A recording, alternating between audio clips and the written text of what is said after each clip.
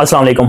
तो आज हम एक सीरीज स्टार्ट कर रहे हैं। बहुत सारे लोग मैसेजेस करते हैं कि सर फंडेड अकाउंट्स के बारे में बताएं कि फंडेड अकाउंट्स क्या होते हैं, उसके बेनिफिट्स क्या हैं और हम वो कैसे बाय कर सकते हैं और उसके रूल्स एंड रेगुलेशन क्या है और फंडेड अकाउंट में और रियल अकाउंट में डिफरेंस क्या है, बेहतर क्या है, ठीक है, और हमें किस तरफ जाना चाहिए बिगिनर लेवल पे और नेक्स्ट लेवल पे हमें हमारी क्या चॉइस है, वो आज मैं आपको बताने वाला हूं। इस वीडियो के बाद आपके पास नेक्स्ट इसी प्लेलिस्ट में जितनी भी आपको वीडियो मिलेंगी, नेक्स्ट जितनी भी सारी चीजें मिलेंगी, वो एक पूरी सीरीज है। उसमें आपको यह बताया जाएगा फंडेड अकाउंट होते क्या है, फंडेड अकाउंट का बेनिफिट क्या है, आप फंडेड अकाउंट बाय कैसे कर सकते हैं, किस कंपनी का आपको, किस प्रोफर्म का आपको बाय करना चाहिए, डिस्काउंट आपको कहां मिलता है, आपके लिए बेस्ट क्या है जहां आपको ज्यादा रिवॉर्ड्स मिले, और इसमें आपने बिगिनर लेवल पे किन चीजों को फोकस करके आपने इसमें काम करना है, इसके रूल्स एंड रेगुलेशन क्या है, वो सारी चीजें इस पूरी सीरीज में मिलेंगी। तो आज की जो हमारी पहली वीडियो है जिसमें हम डिस्कस करेंगे कि व्हाट इज फंडेड अकाउंट।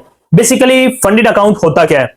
देखें, नंबर वन, फंडेड अकाउंट एक प्लान होता है, एक फंडेड प्लान होता है जो बहुत सारी कंपनीज आपको ऑफर करती हैं। इंटरनेशनल कंपनीज भी होती हैं, नेशनल कंपनीज भी होती हैं। पहली चॉइस, पहला आप लोगों का ये फिल्टर होना चाहिए कि आपने इंटरनेशनल कंपनी की चॉइस करनी है। अब फंडेड अकाउंट में आपको क्या बेनिफिट या ये बेसिकली किस तरह से ये काम करता है।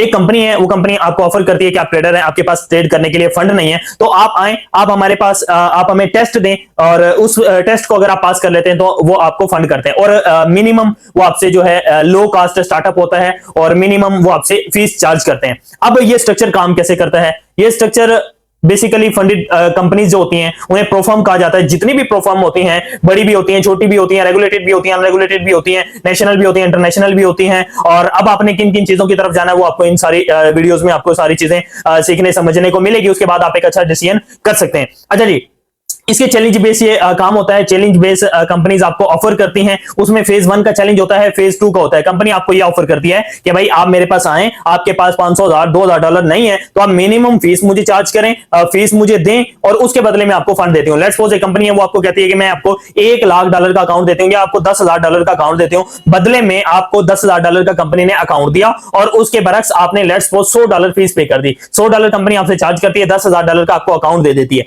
अब चैलेंज बेस क्या होता है, जो आपने फीस पे की आपको कंपनी एक डेमो फंडेड अकाउंट दे देती है। जब वो डेमो फंडेड अकाउंट आपको मिल जाता है, उसका लॉगिन मिल जाता है, आप लॉगिन करते हैं, आप उस पर काम करते हैं। फेज 1 होता है, फेज 1 में आपने कुछ रिक्वायरमेंट्स पूरी करनी होती हैं, इसी तरह फेज 2 में आपने करनी होती है, फिर आपके पास थर्ड स्टेप में आपको लाइव अकाउंट मिल जाता है। फेज 2 के रूल्स एंड रेगुलेशन क्या होते हैं, फेज 3 के क्या होते हैं, फेज 2 के क्या होते हैं, फेज 1 के क्या होते हैं, इसके बाद फेज 3 में जब आपको लाइव अकाउंट मिलता है, ये आप लाइव आगे नेक्स्ट वीडियोस में सीखेंगे। अभी आपने ये समझना है कि चैलेंज बेस्ड अकाउंट होता है, नॉर्मल आपने फीस दी, मिनिमम फीस दी, उसके बदले कंपनी ने आपको फेज 1 फेज 2 अकाउंट दे दिया। उसके बाद अगर आप इसे पास कर लेते हैं तो आपको कंपनी लाइव फंड दे देती है, उसके रूल्स एंड रेगुलेशन होते हैं, वो आगे आप सीखेंगे, ठीक है। ये चैलेंज बेस होता है। कुछ कंपनी आपको फेज 1 ऑफर करती है, कुछ कंपनी आपको फेज 2 मतलब फेज 1 भी फेज 2 भी आपको ऑफर करती है, कुछ कंपनी जस्ट सिंगल फेज 1 देती है, कुछ कंपनीज ऐसी होती हैं जो आपको इंस्टेंट फंडिंग देती हैं। अब मतलब आपसे वो $10,000 का अकाउंट जो आपको फेज 2 पे मिला वो आपको $100 में मिला, जब आप उसे सिर्फ फेज 1 के लिए लेंगे तो वो आपको उसमें थोड़ी फीस कम, थोड़ी ज्यादा पे करनी पड़ेगी, 100 की जगह 120 पे करनी पड़ जाएगी,